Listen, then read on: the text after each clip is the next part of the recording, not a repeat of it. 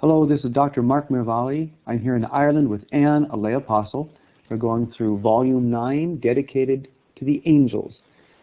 I would like to read the September 10th, 2004 message from our Blessed Mother and then ask Anne for her comments. These are the words of Our Lady. There are many types of angels, all with different missions in the heavenly kingdom. The angels that work on earth are very special and have the greatest of love for humanity.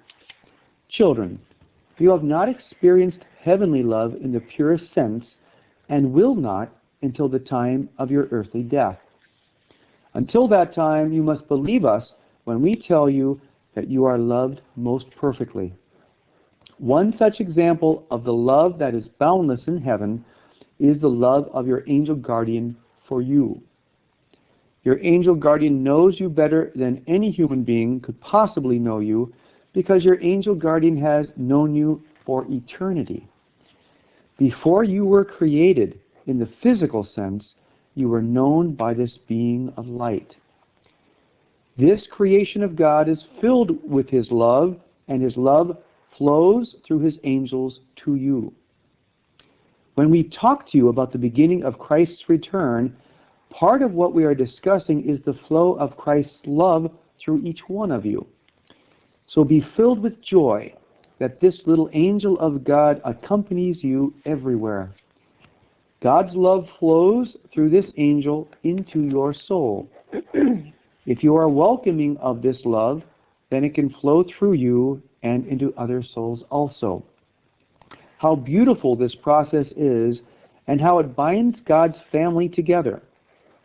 When everyone in the heavenly family is together, there will be a seamless flow of love. We will know nothing but peace and happiness then, children, and you will understand what it is I have tried to tell you. Be at peace, little ones. Your mother is with you. And your comment. Well, she says that the angels who serve on earth are filled with a special love for humanity. And there's different kinds of angels she tells us, doing different things. Now, she tells us that the angels love us perfectly. And this is reflective of the limitation in our understanding of love. Because the word perfectly implies something we just can't reach. This kind of love that is perfectly selfless.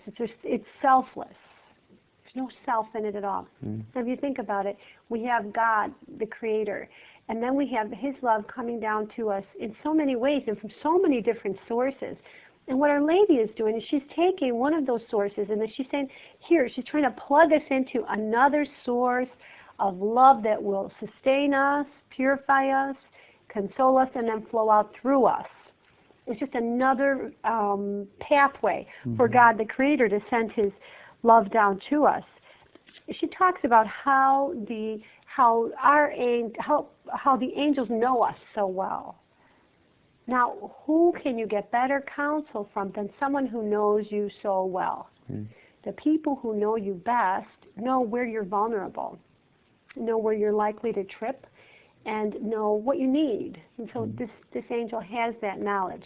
Now, if we were just to rest in that for a few moments, this angel loves us perfectly and knows us so well. And I tell you, from a theological perspective, it's mind-blowing in the sense that we, as you say, we don't have experiences of perfect love. But we've got a being that really is reflecting, as much as a creature can, God's love for us. And our mother says, this angel knew us before we were created, so from all eternity. Right, exactly. So even as we were existed in the mind of God, as we would say theologically, the angel knew what we would be and already was mastering who we were so that He could masterfully direct us back to God. But first of all, rejoicing in us. First of all, before that, rejoicing in us and praising God for the creation that was us. They love us perfectly. I mean, that is mind-boggling. That is absolutely enchanting.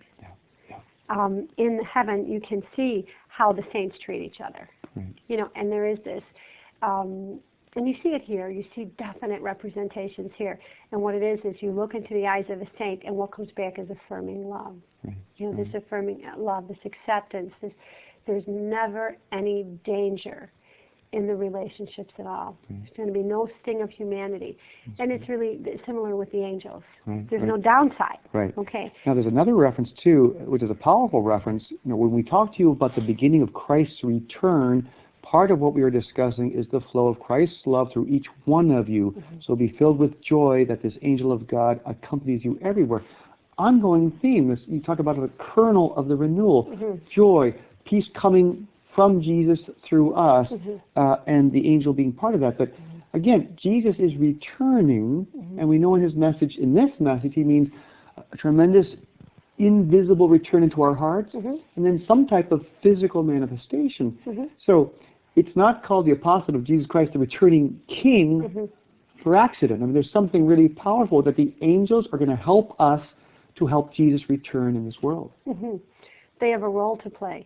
And what happens, what the angel helps to secure for each one of us is an openness to this flow of love of Christ, so that it can't push out of us in a blast into the world.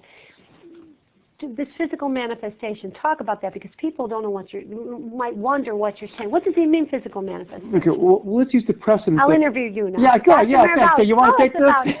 Tell us about the physical manifestation, so people don't think Jesus is coming tomorrow on a cloud. Right.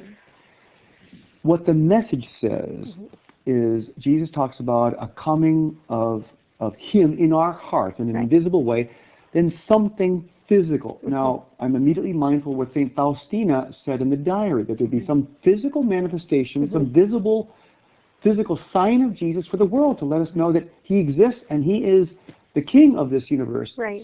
So Jesus wisely doesn't get very specific, but he does tell us that in our age he was going to come again and show himself in some true way as a means of conversion and for a kind of a climax of bringing us from this age of disobedience to obedience. No one's going to be able to say, who trusts their senses, Jesus doesn't exist. He's going to show us that.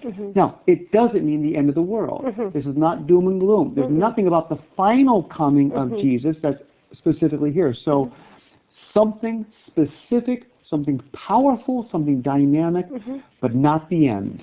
Okay, but through the messages of this apostolate, what the Lord says is that he is returning initially. The second coming is a process rather than just an event. That's right. And he initially comes through each one of us, and then it will be completed in the second coming, at the time of the second coming, when he returns as king. That's right. Yeah. So this is a process, but this is, I would say, it's a dynamic element of this process when Jesus shows himself in some form. And again, I think there's so much at the heart of this message that calls us to work that we shouldn't speculate too much on that, but it's part of his message, is that there will be something physical in preparation for his ultimate final return, which again is, as you say, is a process. And we don't know when that's going to be. We do know our responsibility at this moment, and that's really to respond in this joy and this peace. And we have what we need to do that, and that's all we need to worry about. That's right. Yeah. Thank you, Anne.